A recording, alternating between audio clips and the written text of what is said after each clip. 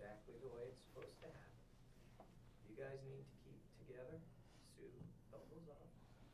There you go. Put your script.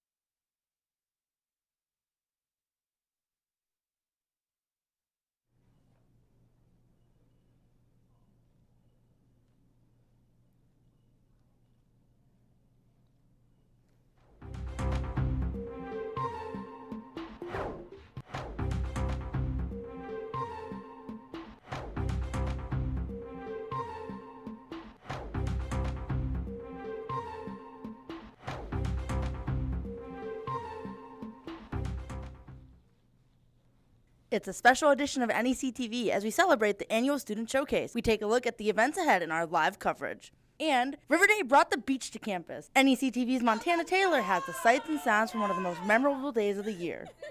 And a record-breaking game for NEC baseball. Lauren Hall has that story and more in this week's sports recap. Good afternoon, and thank you for watching NEC-TV. I'm Jack Cody. And I'm Sue Spitsky. Today is Tuesday, April 21st. Thank you for joining us for this special NEC Student Showcase broadcast. It has been a day full of performance, presentations, and artistic displays. That's right, Sue, and there is still a lot on the schedule for this afternoon and this evening. There are BFA exhibitions at the Chester Art Gallery until 4 p.m. The annual Shark Tank competitions will be in the Lions Commons from 2:30 to 4 p.m. You can take part in outdoor education activities in the yurt from 3 to 5 and hear a theater vocal performance at the Putnam Center from 3:30 to 4. Creative writing readings will take place from 4 to 5, and the Henniker Review will be revealed at the Art Gallery launch party from 5 to 6. And the final event is the Student Awards at the Putnam Center from 6 to 8 p.m. It's often called the worst kept secret on campus. The NEC community woke up to an email from President Wayne Lesperance Friday saying classes are canceled so students could take part in the annual River Day. Barbecue, bingo, mechanical sharks, and fried food were everywhere on the Simon lawn. Montana Tiller brings us the sights, sounds, and fun. Students gathered across campus Friday for the 2026 River Day events. Starting the day with mimosas and ending with Lego night in the pub, students enjoyed a full day without classes. While students tested their putting skills at mini golf in the Simon Great Room, torrential downpours nearly made for a soggy lunch. But Dave Brown, the director of the Simon Grill, says a backup plan was embraced. All right, everybody, welcome to River Day 2026. Here we are. This is the impromptu lunch barbecue.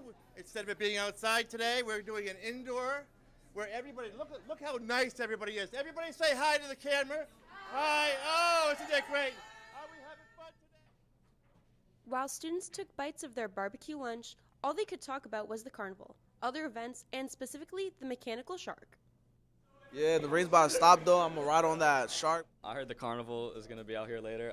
I heard the dunk tank's gonna be something that's pretty fun, so I'll probably check that out. Looking forward to the beer garden, to go see what's out there. Despite the rain, NEC students are showing up strong to celebrate River Day. And as soon as the rain stopped, the carnival portion of the day took off. The mechanical shark and the dunk tank were big hits. The NEC Theater Department wrapped up the spring semester plays on Saturday. This semester's production was a segment called Portals, featuring 11 different 10-minute plays. The show consisted of 25 cast members, including NEC professors like Bill Cass and Yoav Horish. The theater department wanted to switch things up and do multiple short plays instead of one long play.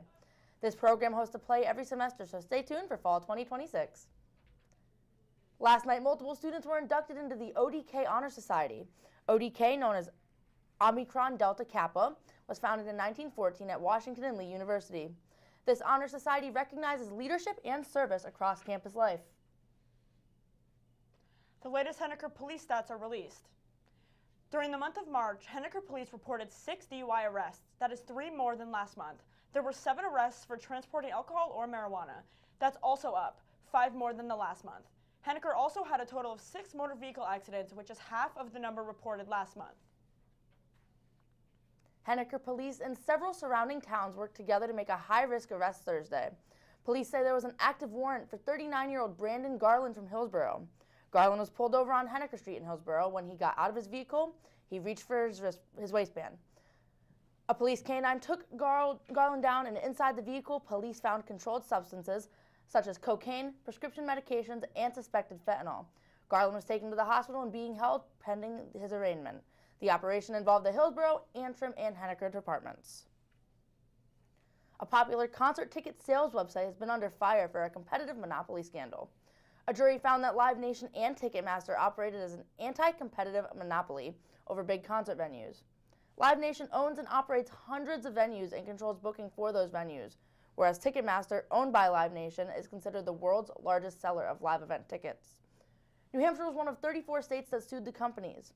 New Hampshire jury says, quote, "This verdict ensures that Live Nation and Ticketmaster will be held accountable for violations of federal and state antitrust laws," end quote. Coming up after the break, it's been a busy few days for Boston sports fans. A look at the Red Sox, Celtics, Bruins, and running of the 130th Boston Marathon. All the highlights just ahead. Plus, hours remain in the 2026 Student Showcase. Our live coverage continues just ahead on NEC-TV.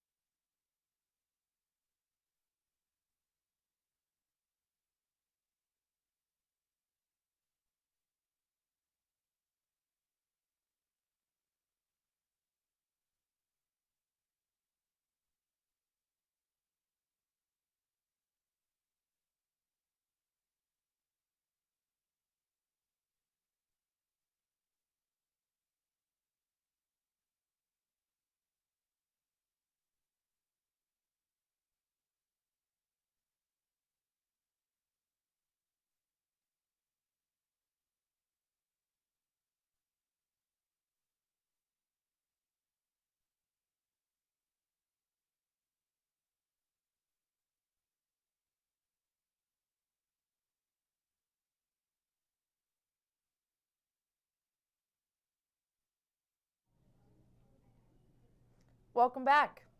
The champions have been crowned for the 130th running of the Boston Marathon. More than 30,000 runners from nearly 130 countries and all 50 states were expected to participate. 2 runners from Kenya won the men's and women's open. For the men's, John Courier broke the marathon record running the course in 2 hours, 1 minute, and 52 seconds. And in the female division, Sharon Lockety won in just over 2 hours and 18 minutes. This marks the second win for both. The men's and women's wheelchair division winners were male Marcel Hug from Switzerland and in the women's, Eden Rainbow Cooper from Great Britain, also her second win in Boston. The Red Sox split the weekend series against the Detroit Tigers, going 2-2. The Sox had a walk-off win Friday night. They dropped the 2 following games and then picked up a win on Marathon Monday. The Sox will be hosting a 3-game series at Fenway against the Yankees. This is the first time the Sox and Yankees will face off this year. The Sox are currently sitting in 5th place in the AL East. They have a chance to make some noise in the AL East, as the next 3 series they will be playing in are all AL East opponents. The Celtics played the Philadelphia 76ers tonight in the first round of the playoffs. They played Game 1 on Sunday afternoon in Boston, winning by 32 points, which is the largest playoff opening win in franchise history. Celtics stars Tatum and Brown combined for 51 points on Sunday, and they look to keep the momentum tonight as they face the Sixers in Game 2 at home at 7 p.m. The Bruins are also in the postseason and are facing the Buffalo Sabres on the road tonight. The Bees are looking to bounce back from a bad loss on Sunday night.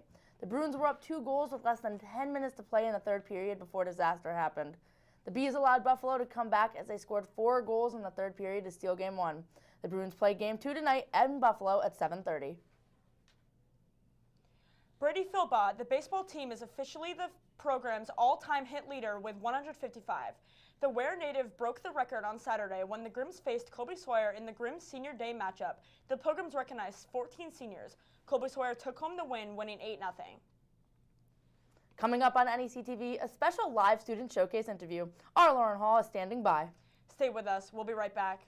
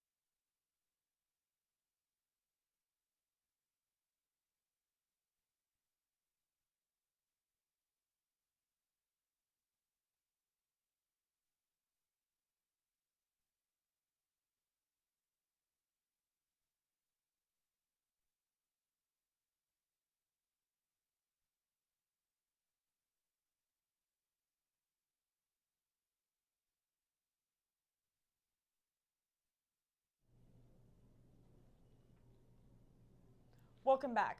We are in the middle of the annual student showcase. Joining us now for a live interview is Lauren Hall, just outside of our NEC-TV studio. Thanks, guys. I'm here with education major Amy Philbin, who presented her work this morning. Amy, can you tell me about some of the work that you saw this morning? There was a lot of other fellow ed majors with me there, and I also got to try out this really cool scientific VR set, which is pretty interesting. What makes you want to come out and support students on days like today where we're presenting all kinds of student work and that's like the main focus of the day? A lot of times I'm not always in the same classes as everybody else, so it's really cool to see what my other peers are doing in school. Thanks so much for joining us. Back to you guys at the desk. Thanks, Lauren. Hey, Sue. Despite the rainy weather during River Day, the beach was so fun. It was a great day, but it's not quite beach weather here in Henniker. The sun will stay quite hidden during the next week. It'll be partly cloudy to the end off the week and early next week. You may want to bring an umbrella. Tuesday into Wednesday, the forecast calls for some showers. Temps throughout the week will stay in the low 60s to mid 50s, perfect spring weather. If you are walking around campus late, bring a light sweater. Temps will reach low 40s to upper 30s. There are just 11 days until the class of 2026 will walk across the stage at this year's commencement ceremony. This year's graduation speaker is Congresswoman Maggie Goodlander.